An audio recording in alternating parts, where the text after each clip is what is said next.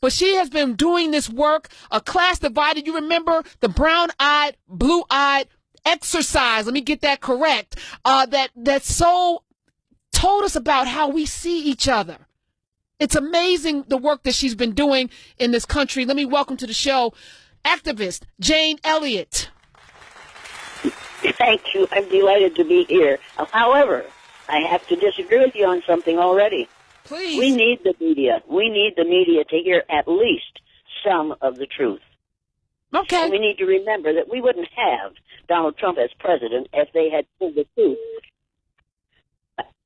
Are you still with me? Yeah, no, I am. We wouldn't have Donald Trump if they had told the truth, but they didn't, and that's my point. Tell the truth. Yeah. If you're going to have they wouldn't tell the truth about him. They presented him as a joke. He's not a joke. He's a boy grown tall. He's an adolescent trying to do a man's job, and he can't do it. And he appeals to other boys grown tall who haven't left their adolescence. The man is susceptible to flattery, and everybody knows it. And the people who are encouraging him to say the things he says and do the things he does know that he's susceptible to flattery, and as long as they pretend to love him, he will follow them right down the rabbit hole, and that's what's happening right now. This thing in Charlottesville is totally, absolutely unacceptable, and he should have said, this is absolutely unacceptable. We are sending in the National Guard. Can you imagine what would have happened if a bunch of young black males had come into town with guns on their shoulders and on their hips and wearing helmets, had come to march in Charlottesville? Can you imagine what would have happened? Yeah, I can. Yeah. It would have looked like country, Ferguson. Unfortunately, right. we have a whole lot of people who are saying we are in a post-racial society now. We are not in a post-racial society, and everybody needs to know that, and they need to remember that. We are, because of 8 years of a black man in the White House, those people who were angry when he got elected are going to get even now. And the major fear of white people in this country today is their knowledge of the demographics that say within 30 years, white people will be a numerical minority in the United States of America. And many white people are scared to death about what's going to happen to them when that happens. And it will happen. So this isn't just about Charlottesville, and it isn't just about Donosaurus T. Rump. It's about white fear that we will be treated as white people when we're in the minority, the way we have treated other minorities over 300 years. 866-801-8255. She said T-Rump. We're talking with Jane Elliott. She is an activist. She is she's the creator of the brown-eyed, blue-eyed exercise that she did with her Lily White class in Iowa, Lily White, Iowa, and it was profound. You can go on YouTube and several other places to see it. And she's done it several times throughout the years, and it's all come back with the same result. What is the great fear that white people have? Because I'm baffled by it. If Charleston, South Carolina is any indication, when a domestic violent terrorist can go into a church and gun down 9 people, and those family members of those 9 people forgave him. What is the fear that white people have that if they're a numerical minority, that black and brown folk from the global majority, what's the fear that's going to happen?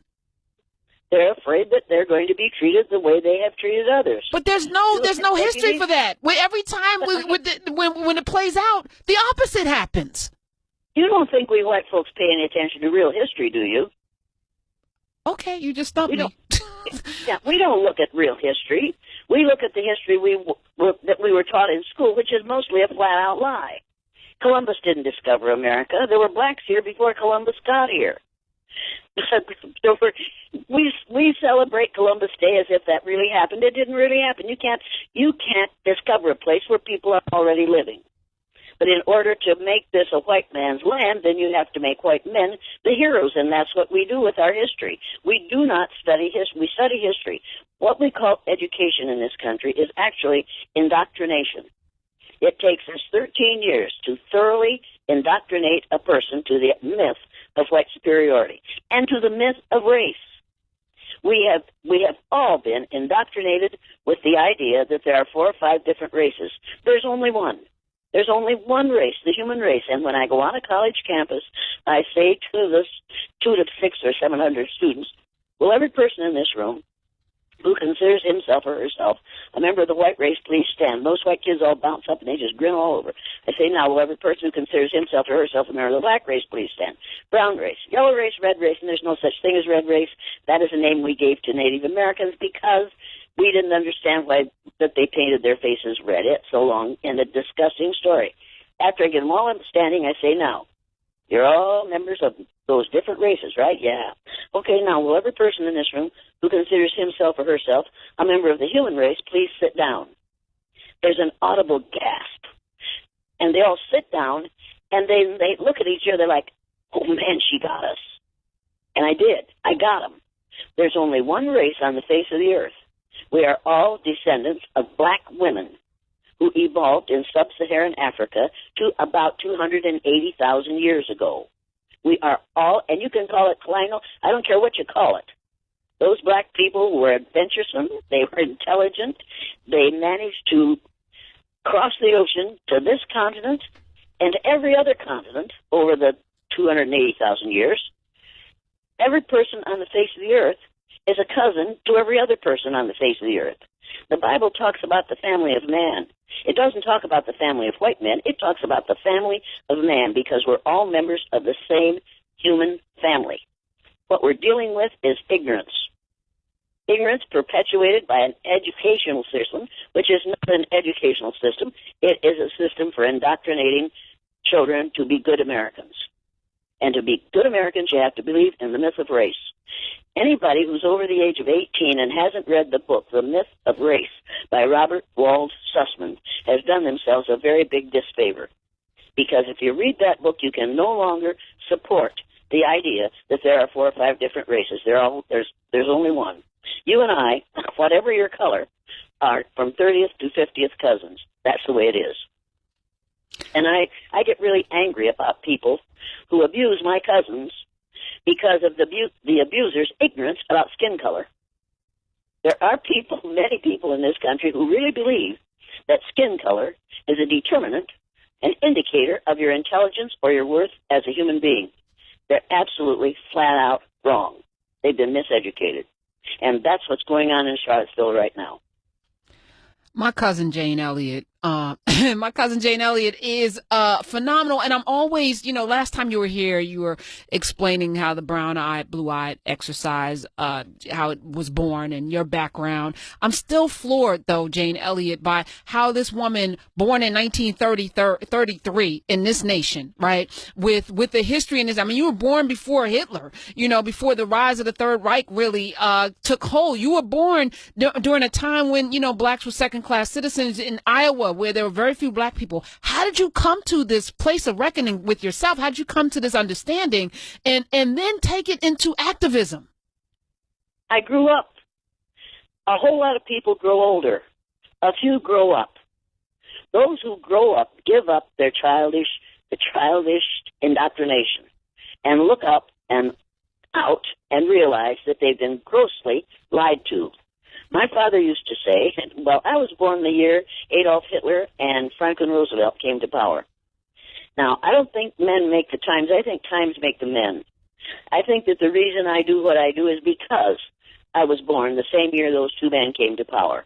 And I have watched things happen that I'm watching again today.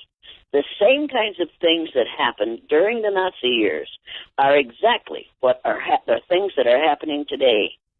People like Bannon and Breitbart, and Gork, whatever his name is, Gorsuch, are using Gorka, yeah, that man. They are using Donald Trump to accomplish what they couldn't accomplish until they got the presidency. And they had to get a president that wasn't real bright and that was susceptible to flattery, and that was adolescent, that he has never been in his adult ego state. I'm not sure he has one. He spends all his time in either his child ego state pouting or in his parent ego state bullying. And they recognize that, and they are using him to, as Bannon said in an interview, we need to deconstruct this government. That is exactly what they have in mind. And people who are going to pretend that Charlottesville is just once need to realize that these folks are organizing rallies to to happen all over the United States, just like the one in Charlottesville. They are attempting to divide and conquer this nation. These alt-right people are all wrong. And we need to realize that, and we need to wake up and say it's not going to happen in our community. 866-801-8255. For the folk listening who are our cousins, but who may lack melanin, and we want to send them a message because I tweeted out, silence is acquiescence. It's not a new thought. When you're silent, you're agreeing to what's happening. How do we get them motivated to get up off their couches and get up out of their way and to grow up the way you have, Jane Elliott, and be involved in the future of this country in a positive way? How do we get them involved? If you say to them, and I have done this on college campuses, and if you go on, anyway, T.I. has this on one of his last records on his tapes. Wait, did Jane Elliott just reference T.I.? Okay, this is clearly the end times. We are living in the last days. Yep. Go ahead. T.I. is one of my friends. I enjoy T.I. But his manager called me one day and asked me if they could use something that I had done at a college on his last tape, whatever it was. And I said, yeah, as long as it's, hey, if you don't treat it badly, go ahead. I asked a group of college people on camera, because we were doing a film. I said, now, will every white person in this room who would like to be treated the way we have treated people of color, particularly blacks, in this country for the last 200 years, if you would like to be treated that way for the rest of your life, please stand. Nobody stood. You could have heard a feather fall. I said, you must not have understood the instructions. I said, if you're white and you want to be treated the way we treat our black citizens, please stand. Nobody stood. I said, you know what you just admitted? You admitted that you know it's happening, you know it's wrong, and you know you don't want it to happen to you. So why? Why are you allowing it to happen to other people and denying that it's happening? I think white people, the vast majority of white people, in fact, and they didn't vote for Donald Trump. He lost by 3 million votes. But the vast majority of white people in this country do not want to perpetuate this ignorance. They don't want to perpetuate this bigotry. They don't want to perpetuate this racism. They know better, but they don't know why. Nobody has told them, look, we're all members of the same race. There's only one race. We've got to stop talking about race and start talking about what the problem is, which is ignorance. People will say to me, well, that person doesn't like me because of my skin color. And I say, no. It isn't your skin color. That's the problem. That person doesn't like you because that person is ignorant about what causes skin color, where it came from, and what it's good for. And as this climate change happens and we are exposed to more and more sunlight on this earth, white folks are going to wish more and more that they had more and more melanin, because melanin is a chemical in your skin that protects your cells from the damaging rays of the sun. Blacks were here first, and blacks are going to be here last. On that note, we need to know that, and we need to realize that, and we need to accept that, and we need to say, that's where the strength is. That's where the power needs to be. We need to get together and make this a happy family. Now, I have cousins that I don't like, but I don't allow them to abuse my other cousins. Amen. Jane Elliott, thank you so much. My cousin Jane Elliott is the bomb, y'all. She is all of that in a bag of chips. And I'm so grateful that you were born, and I'm grateful that you're still out there doing the work that you're doing. And we appreciate you being a part of our family. Well, thank you very much. I appreciate being a part of your family.